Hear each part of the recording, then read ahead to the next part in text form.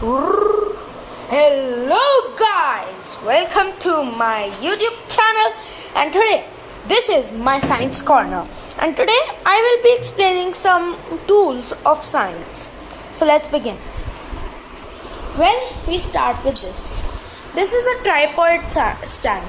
So what this is used for is burning. So we put it over here. Then what we do is we put this net over here on it. So I'll just zoom out. Then we have this Bunsen burner. So we open the lid. This is the lid, and you see there is this thing. This is called spirit. This spirit is usually put inside the burner. Then with the help of a matchstick, it is turned on, put here. Then anything we want to heat up, we can hold here, and like that. So that is our first instrument. Let's keep it aside.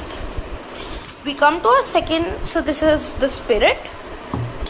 Then these are some chemical. This is NOH, which is sodium hydroxide, and this is iodine. So if you want to see what iodine is used for, check out my other scientific video, which is starch test. Then these are test tubes. So this is a test tube holder, and these are the test tubes. Now there are two ways you can keep this, like this, or you can keep them like this also. So all of them go in here in their respective holes. That's one way to keep test tubes. This is a test tube holder. What you do is like this, then you tighten it, and when very hot things or dangerous stuff you can hold. So we keep our test tubes back, we keep this back. Okay. These are stirrers. So we use them to stir any chemical formula which we don't want to use our hands for. That's also covered. These are two boxes which are made specifically for storing chemicals and their formulas. This is a beaker. So it is also used for storing wire experiment. These are some cups which help us to measure the amount of chemicals. These are droppers. So what happens is, like, I want to put spirit, so I'll dip this in it and I'll do like this. I'll press and the spirit will come in. Then I can drop, like if I want only 2 to 3 drops. So this is the thing I will use. This is another thing to store and measure. This is a cork. So if I want to cork any bottle with formula, I can use this. This is something for storing. Again, it has so you can squeeze. This is a Petri dish. So what happens is, I want to do starch test. You might have seen this in my starch test video. So I'll keep it in this so that it's visible. Then this is cotton, which is usually used to dab stuff up. These are pH strips. And that's all. So these are some of the awesome scientific stuff. I'll see you again soon with some more interesting videos. Till then, bye guys. Hello everybody, my name is Ojasla and I study in class 6 in Scottish High International School, and this is my entry for the Raman Awards. So my first innovation is making cells using buttermilk as an electrolyte.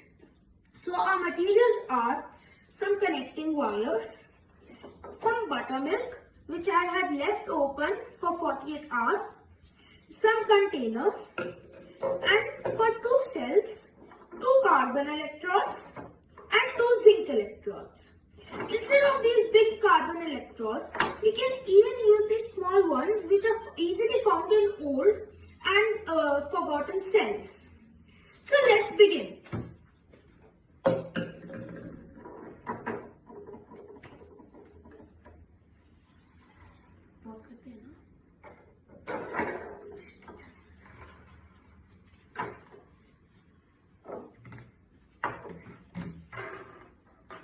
So first we are going to pour our buttermilk into our containers.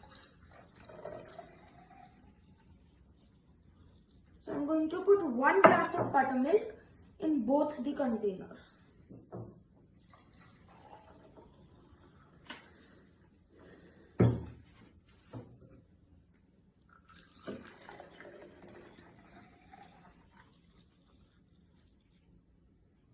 Done.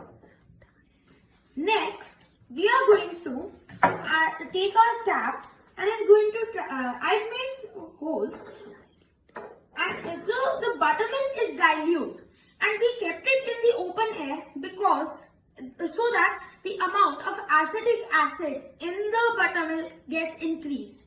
So now we're going to take the 2 caps. I've made small holes according to the size of the electrode so that the electrode stays in place.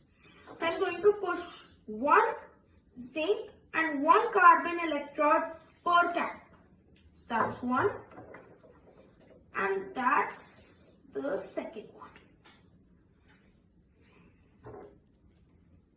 The holes have to be a bit tight so that the electrodes don't escape. Now what we're going to do is we'll put wood. Now the cells are ready. So the carbon electrode acts as the anode, which is positive, and the zinc electrode acts as the cathode, which is negative. So now we are going to do connections between the zinc of cell 1 and the carbon of cell 2 in a series. So let's connect these up. So all our connections are done. This carbon electrode is connected to the zinc. This zinc electrode has this wire connected. So this is acting as the cathode or negative. This carbon has its wire which is acting as the anode or positive. So now let's test this. So you can see this clock has started working.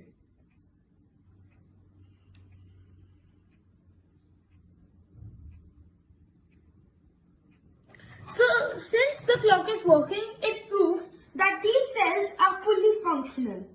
So why does this happen? Well, buttermilk has acetic acid just as I told you, CH3COOH, which is a good acid, though it is weak acid, but it can also be used to produce electricity. Carbon and zinc electrodes act as the terminals which produce electricity. So one caution is we should always make sure that our zinc and carbon electrodes are not touching inside the containers. Thank you.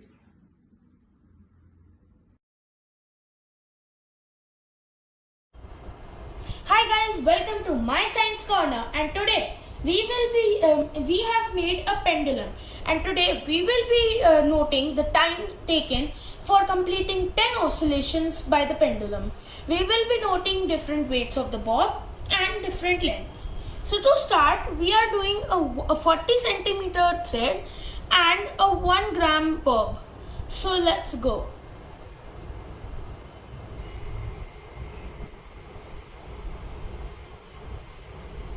So let's pull it. So here is our stopwatch and go. 3, 4, 5, 6, 7, 8, 9 and 10. So our pendulum for the first try took 13.52 seconds. So now we are going to be doing it again with the 1 gram ball and 30 centimeters of length. So our stopwatch is ready, same angle and go. 3, 4, 5, 6, 7, 8, 9 and 10. So this time our pendulum took 12.49 seconds. So let's note it down. So now we are going to make the third attempt, which will be for 20 centimeters of length. So let's do it. So same angle and go. 2, 3, 4, 5, 6, 7, 8, 9 and 10. So this time it took 10.78 seconds.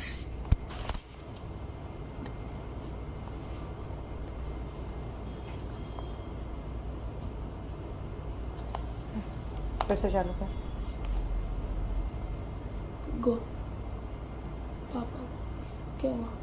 पापा को phone बीच में आ गया, मैं वो बंद हो जाएगी video, combine करनी पड़ेगी. Now we are going to do it again with 20 centimeters of length and the bob is now heavier and bigger. So 3, 2, 1, go. 1, 2, 3, 4, 5, 6, 7, 8, 9 and 10. So this time we got 10.98, which is just a difference of 20 milliseconds. So 10.98 seconds. So like I had calculated the way the time taken for one oscillations for the previous bob. So for 40 centimeter it was 1.352 seconds. For 30 centimeter 1.249 seconds, and for 20 centimeter 1.078 seconds. So it was just a difference of milliseconds for one. So now we are doing this bob with a 40 centimeter length.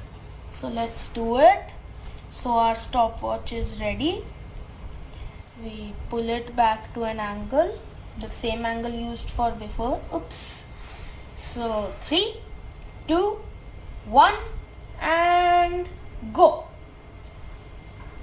2, 3, 4, 5, 6, 7, 8, 9, 10. So this took 13.58 seconds, a difference of merely 0.6 milliseconds. Wow. So let's note it down.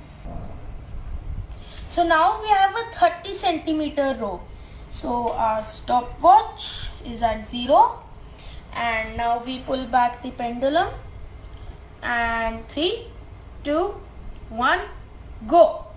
1, 2, 3, 4, 5, 6, 7, 8, 9, 10.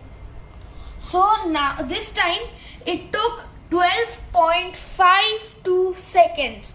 Again, a difference of just 3 milliseconds from our previous observation. This is our third bob, which is the biggest and the heaviest of all three, as you can probably see. So now we are starting this off with the 20 centimeter length. So we pull it back, our stopwatch at 0, and 3, 2, 1 and go. 1, 2, 3, 4, 5, 6, 7, 8, 9 and 10. So it took us 10.98 seconds, which was exactly same to our previous one. So 10.98. So we note it down.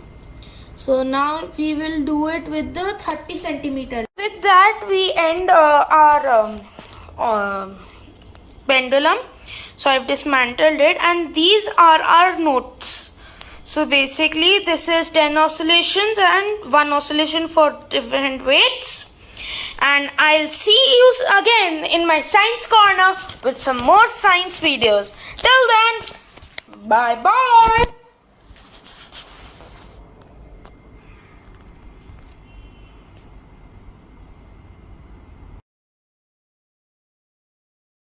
Guys, welcome to my YouTube channel, and today we'll be performing test to show that photosynthesis takes place in green leaves. So this is water and I've put it on for boiling. and these are a few green leaves, so I'm going to put them inside the water. So we'll leave these to for a few minutes. So basically we are putting this into the water to soften the leaf, and the motive of this experiment is to show that photosynthesis is also happening and it is producing starch and storing starch in the leaf. So let's do it. So now the leaves have softened and we'll take them out and put them in this test tube containing alcohol. So we've put the leaves in this beaker and we're going to immerse this into the water. So now we will keep this into the water for some time so that the leaves gets bleached and it loses some of its green color. So as you can see, our leaf has been bleached and it's lost all its green color. So now we will add iodine solution to it to check presence of starch. So here we have iodine solution. We will add just 1 drop, and as you can see, the color of the solution is brown, and as soon as we put it on the leaf, it has turned blue-black. If you can see, this shows the presence of starch. Since the starch is present in the iodine solution in the leaf, that means the leaf has done photosynthesis. That also proves the fact that since photosynthesis has been done, starch has been produced. So our results of our test were affirmative. Guys, welcome back to my YouTube channel, and today we will be performing the starch test. So let's begin. So today we will be testing for starch on a raw potato. So I have my potato here and I will cut it. Let me just balance the camera on something. I hope you can see the potato. So this is the potato and I'm going to cut a piece so that we can test it for starch. So we have this piece of potato. We are going to put it in this and we'll put our plate of potato away. So now here we have our potato. So this is iodine solution. So this was prepared so that iodine solution, I had these iodine tablets and I mixed it in spirit. So let's just stir it once more. So our iodine solution is prepared. So I have this dropper. I am going to take a few drops of iodine solution and let's do it.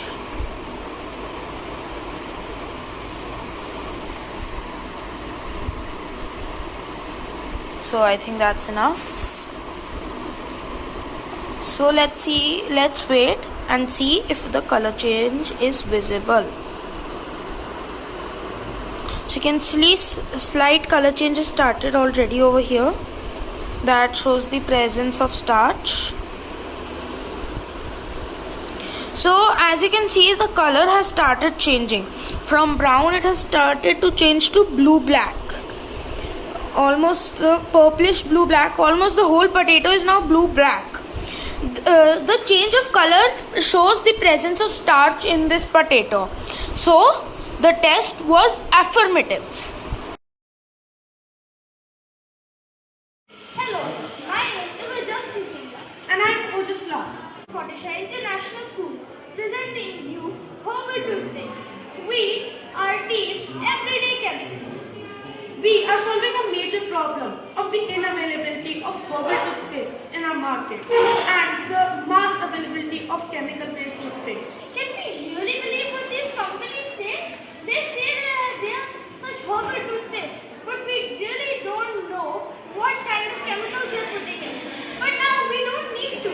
We are making a homemade toothpaste made from just 9 materials known as powdered sugar, baking soda, salt, mint leaves, miswak leaves, neem leaves, clove oil, butter paper and mustard oil. This toothpaste is at home made and herbal. We are eliminating the use of toothbrushes. Lots of plastic toothbrushes toothpaste in 1 year. Just imagine how much plastic is ending up in the landfills to stay there for thousands and thousands of years. But if we use this toothpaste, then we eliminate that use as well as we make it easier for traveling. For we are cutting this in small strips after pasting it on butter paper. Those small strips are backed with double-sided tape. You can just peel off the tape, put it on your finger and use it. And now let us see the steps for making this toothpaste. First, we have sugar. So we'll be putting sugar, which is the base for our toothpaste. Then we will be putting some salt. So we'll take a pinch of baking soda. Again, a pinch of cinnamon powder. Now we will be putting an extract of fresh pudina and neem. So this is clove oil which I have over here. So again a bit of 5-6 drops I have. Now that we have put our oil, we will be mixing this mixture. Now what we'll do is we will be spreading it out on this butter paper. After all these steps, this is the final product we got with toothpaste on the one side and double-sided tape on the other. We have solved a major problem, that is chemical toothpaste on the market, by presenting you our herbal toothpaste. This will not only help us, it will help the entire world. We are very open to suggestions and we would like to know how we could take this on to a global scale. This model is not only cost effective but in helping our environment in a way. We would like to thank Adult Tinkering Labs of our school for giving us this opportunity as well as Niti Aayog. Thank you. Hello everybody, I am Ojaslav from 7D Scottish International School and this is my entry for the Raman Awards. So I have made a smart society for sustainability. This model has 3 projects within it. The first being a Tesla coil. So every year, so many birds die just because of wires and electric shocks. And the cost of installing wires is so high. So this is wireless electricity. So as you can see, I put 2 Teslas, but I am operating one right now. So as soon as I bring this light close, it turns on. So we'll try again. It turns on. This is even a bigger bulb, so we put it like this. Turns on. Thus, this is wireless electricity.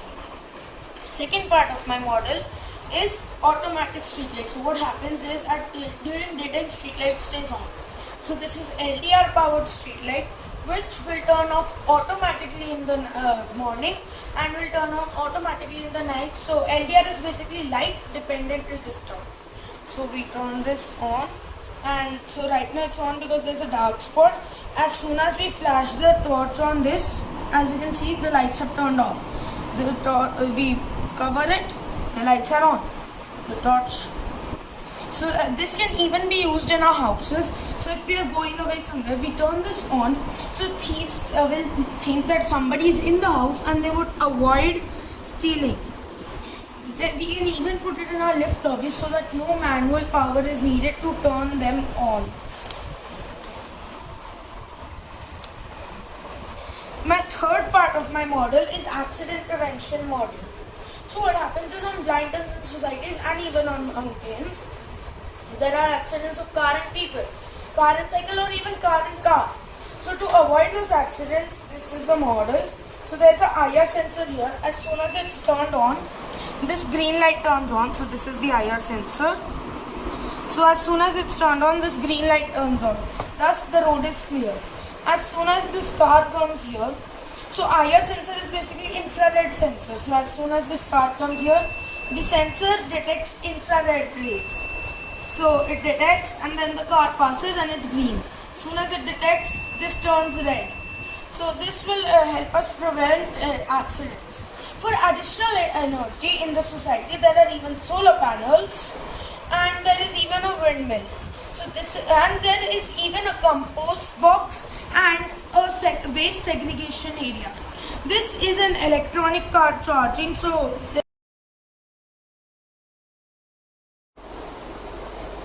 So good morning, afternoon or evening to all watching this video. I am Ojas Lat from class 70 of Scottish High International School, and this is my potometer for stage 1 of Raman Awards.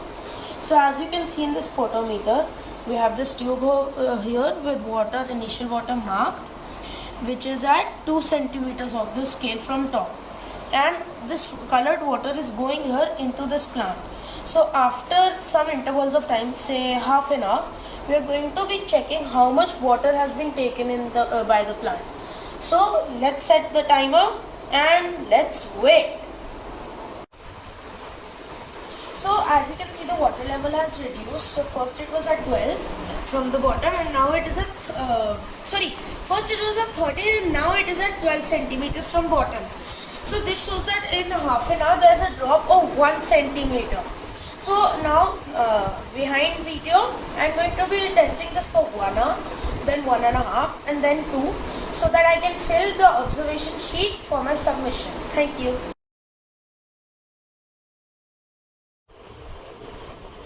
Hello everybody, I am Ojas Lat from class 70 of Scottish High International School. This is my entry for the Raman Awards. In this innovation, I have created a dustbin which will segregate wet and dry waste automatically. This has been powered with Arduino Uno. All the work that is being done and whether the waste is wet or dry is being shown on a 16:2 LCD. There are 2 ultrasonic sensors which are detecting if the dustbin is full or not.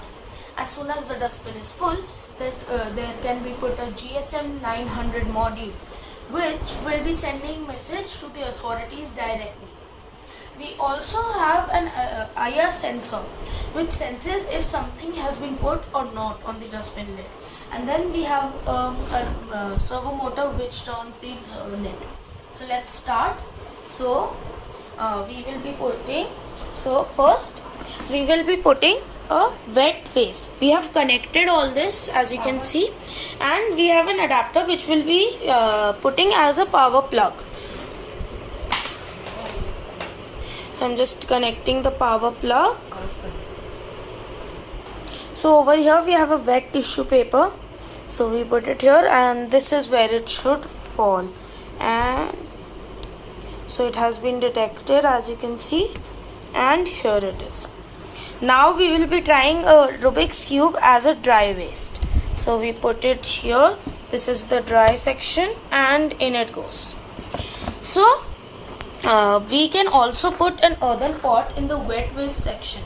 So it can be taken out directly and put for compost. The dry waste can be sent for recycling or to the dumps as per it be. We can also send this a step further by making the dry waste also getting it composted using certain chemicals. We can also add a section for hazardous wastes and etc. This is my project. Thank you. I am Ojas Lat from class 70 of Scottish High International School, and this is my innovation for the Raman Awards. So I have created as you all know, LDR is a light dependent resistor, which is very common, but I've used it as a theft prevention system. In this we have street lights which will be sensing the darkness and would turn on automatically, and would also sense light and would turn off immediately. So as you can see over here, we have our LDR circuit. We can also use this in street lights. So we have put this in our home. There is the bulb in one house and then there's one inside this building. Now what we'll be doing is, we'll be putting our hand over the LDR to show there's darkness. So as you can see, immediately the light has turned on. Inside the house also the light has turned on. As soon as it has been removed, the light turns off. So this device continues like this, and when we put it in our homes, when we go away, it will turn on when dark and will turn off when light, and burglars when looking in will think there is somebody inside the house by seeing the light, and there will be less chances of people robbing that house. Thank you. Hello, today I am Moses Singla and we are from the school, Scottish High International School. And I am Ojas Lat.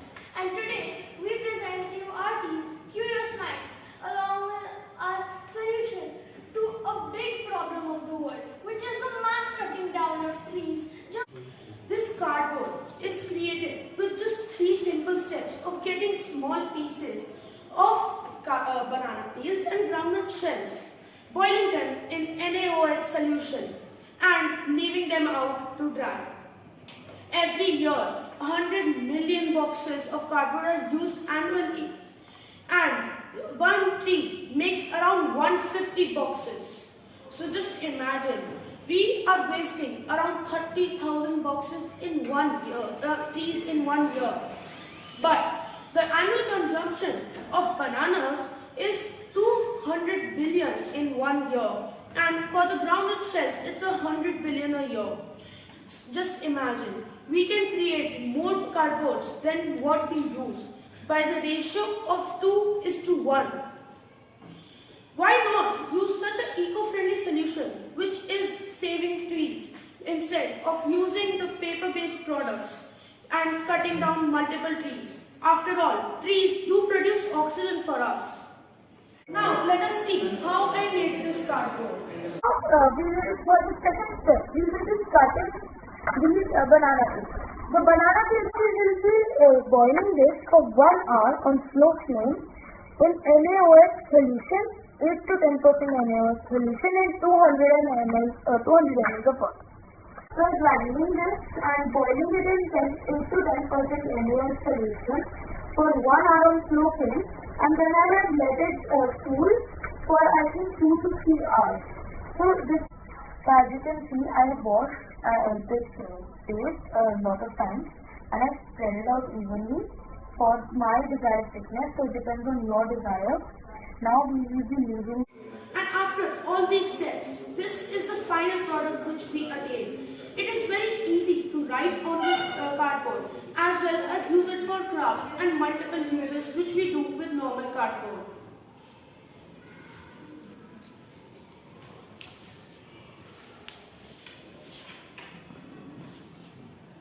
We hope that we will get more opportunities to solve more problems. We got this opportunity because of our school's adult tinkering labs and BPIO, and so we would really like to thank them. Thank you. And we are also open to suggestions from experts to make this for a commercial level.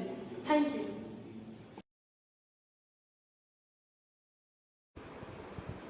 Hello all, I, Ojaslav, am going to show you some mind-blowing experiments. So let's begin.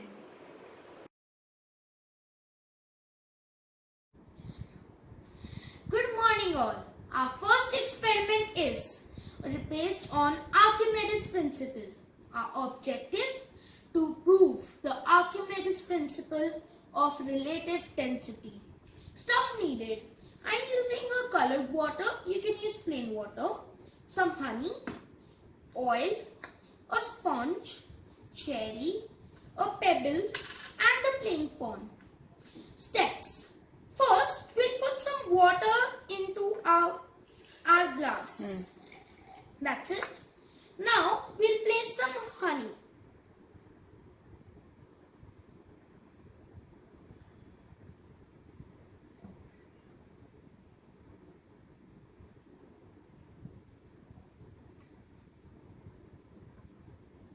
That's good.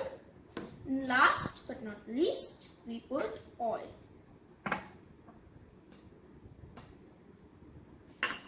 So let it settle for 5 to 10 minutes. Pause.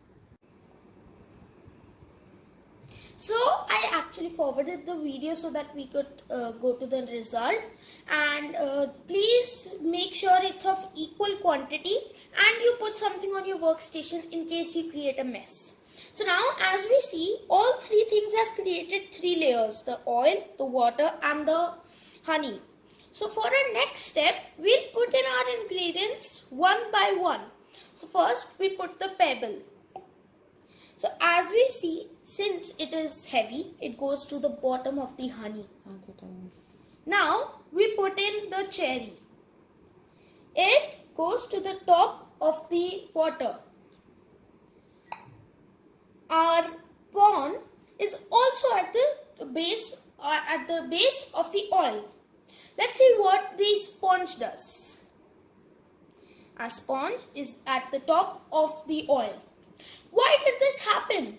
Well, according to Archimedes' principle, relative density, if a body is submerged into a liquid, then the buoyant force works against it equal to the weight of the dispersed fluid.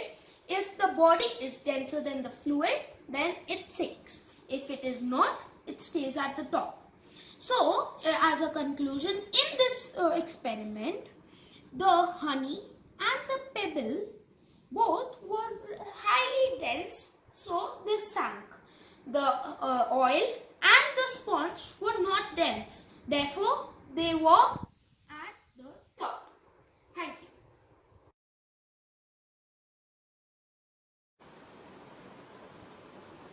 So, our second experiment is a erupting volcano. So cool and so easy, right? So what we need is a little bit of water and red color mixed in it, some vinegar, baking soda, washing up liquid. So I'm using test tubes. You can straight away use a normal way. So here is our baking soda. We will put all our baking soda into the fake volcano. So I'm using a plastic one which comes in kits. You can even make it out of dough. So for our next step, we are going to take some red colored water and we are going to use a dropper to drop it into the baking soda. Not much, or else it will be a disaster. For our third step, we are going to take vinegar and put all of it slowly into this. So before that, let's mix it. And if you want a very good effect, before vinegar, add some washing liquid. Just a small drop. So give it another mix. And now our vinegar. Watch it flow.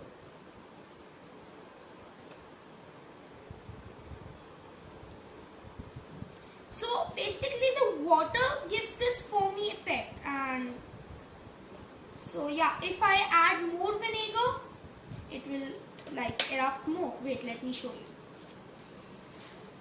See, here's our vinegar, and I'm just adding a bit more, and see this.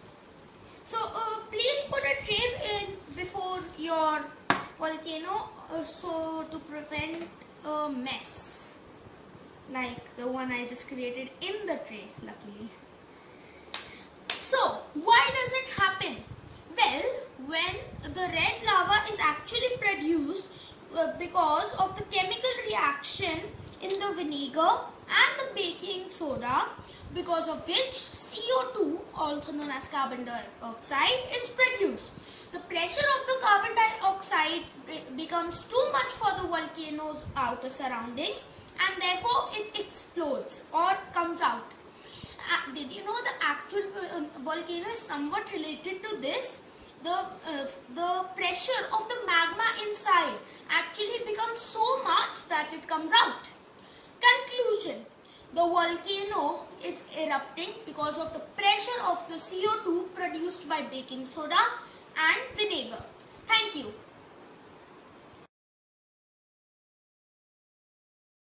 Hello all, welcome to our third experiment. Today we are going to see how burning needs oxygen. So as I said, our objective is to prove oxygen is needed for burning. So the things we need is a candle. I'm using a tea candle, you can use a normal one, a glass or a cup, and a matchstick. So for our first step, we will light a fire. This is a very dangerous experiment, so please take adult help.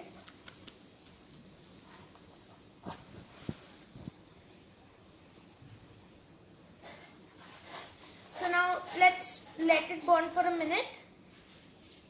So as you see, the atmosphere has oxygen, so it is burning. Now we will cover it with the glass. So let's wait for a minute or two.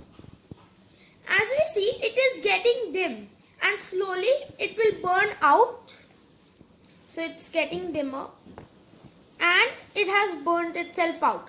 Why does this happen? Well, it happens because a fire needs O2 to burn, which is also known as oxygen. And when we cover it with a glass, the only thing left inside is CO2, carbon dioxide, because all the oxygen is used. And so the fire burns out.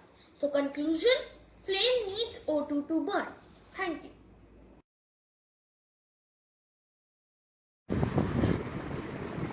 Hello all, welcome to our experiment 3.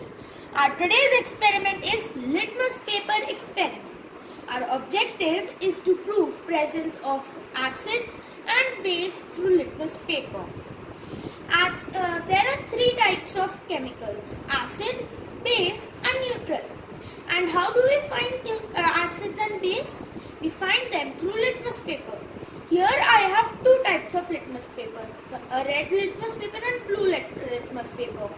I will tell you how to find base and acids using these. When we dip a red litmus paper into a base, if it turns blue, there is presence of base in that liquid. If we dip our blue litmus paper in an acid and it turns red, there is presence of acids in that liquid. The both changes happen because of chemical reaction. So let's begin. What we need for this is 1 base and 1 acid. So I'm using citric acid and baking soda, red and blue litmus paper, and some test tubes containing water. You can also use bowls. So first I'm going to do for the acid. We take our acid and we drop some into our test tube. That is good. So we'll just give it a slight mix.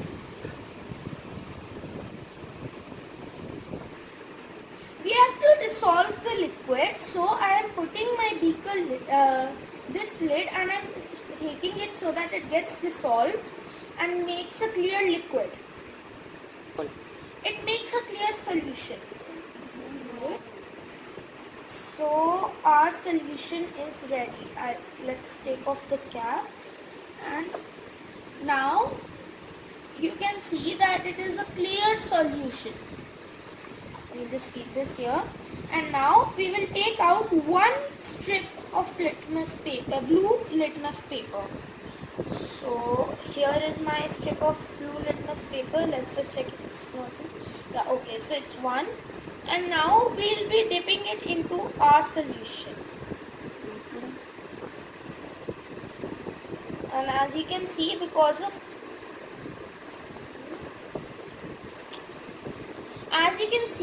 of chemical reaction, it has turned red. So let's just dip it a bit deeper. So the more you dip, the more turns red. For our second experiment, since the litmus paper has turned red, it shows that our solution is containing acid. So let's do our second